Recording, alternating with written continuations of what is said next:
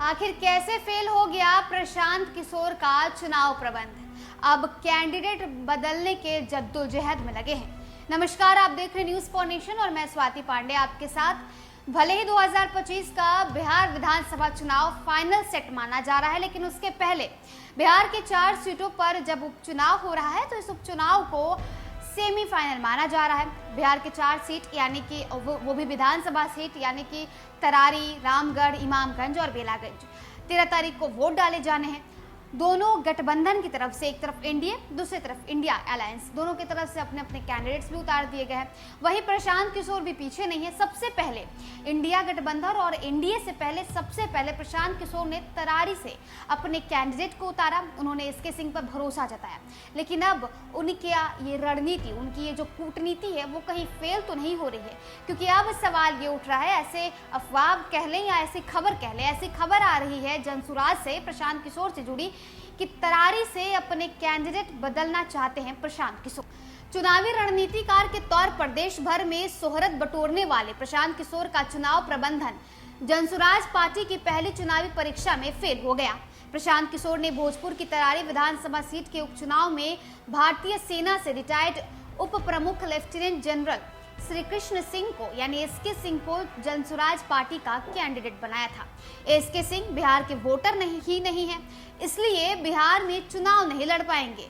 Jan Suraaj party ने सोमवार को कहा है कि वो तरारी में उम्मीदवार बदलेगी। पार्टी ने बताया है कि प्रशांत किशोर मंगलवार को आरा में नए कैंडिडेट के नाम का ऐलान करेंगे। प्रशांत किशोर हर सभा में कहते हैं कि आप सही कैंडिडेट दीजिए और उसे चुनाव लड़ाने और जिताने का चिंता उन पर छोड़ दीजिए। भोजपुर के करथ गांव के रहने वाले एसके सिंह का नाम वहां के वोटर लिस्ट में नहीं है। सूत्रों का यह कहना है कि सिंह दिल्ली एनसीआर में रहते हैं और वहां की मतदाता सूची में ही उनका नाम दर्ज है। कैंडिडेट बनाकर भी एसके सिंह को नहीं लड़ा पाना प्रशांत किशोर और उनकी पार्टी के चुनाव प्रबंधन पर एक बड़ा सवाल बन गया है। एसके सिंह तरारी में प्रचार करने में भी उतर चुके हैं। सवाल उठ रहा है कि प्रशांत किशोर ने टीम से बिना बैकग्राउंड चेक कराए एसके सिंह को कैंडिडेट बनाने की घोषणा कर दी। कुछ दिनों से एसके सिंह के बिहार का वोटर न होने की चर्चा चल रही थी। इसकी पुष्टि आज जनसुराज ने खुद ही कर दी। प्रशांत किशोर और उनकी नई नवेली जनसुराज पार्टी के लिए यह बड़ा झटका है कि चुनाव लड़ने का ऐलान किया था।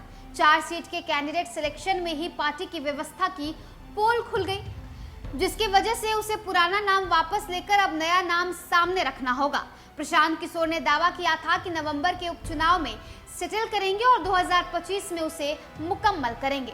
तरारी सीट पर सीपीआई-एमएल के नेता सुदामा प्रसाद के विधानसभा से इस्तीफे के कारण चुनाव हो रहा है, जो लोकसभा चुनाव 2024 में आरा से बीजेपी नेता और केंद्र में मंत्री रहे आरके सिंह को हराकर सांसद बन चुके हैं। एनडीए कैंप से भाजपा ने बाहुबली विधायक रहे नरेंद्र पांडे उर्फ सुनील कुमार पांडे के बेटे विशाल प्रशांत को टिकट दिया।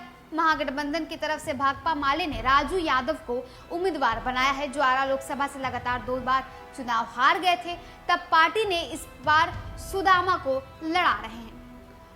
तो देखिए, जो दूसरे को मुख्यमंत्री के कुर्सी तक पहुंचा चुके प्रशांत किशोर आज अपनी ही पार्टी के व्यवस्था में गड़बड़ा गए और पहले ही दिन उन्होंने तरारी विधानसभा सीट पर उपचुनाव में जो है अपने कैंडिडेट के तौर पर एसके सिंह को उतार दिया। लेकिन अब जो खबर आ रही है वो ये है कि एसके सिंह खुद बिहार के ही वोटर नहीं है, वो दिल्ली एनसीआर के रहते हैं और वहां के वो वोटर हैं, तो भला वो बिहार से चुनाव कैसे लड़ेंगे? अब इसके बाद कल यानी मंगलवार को ऐसे सूत्रों के हिसाब जो हवाले से जो खबर है वो ये है कि मंगलवार को प्रशांत किशोर अब अपने नए और दूसरे कैंडिडेट का नाम जो है वो घोषित कर सकते हैं। फिलहाल इस अपडेट में बस इतना ही। आप देखते रहें न्यूज फॉर नेशन।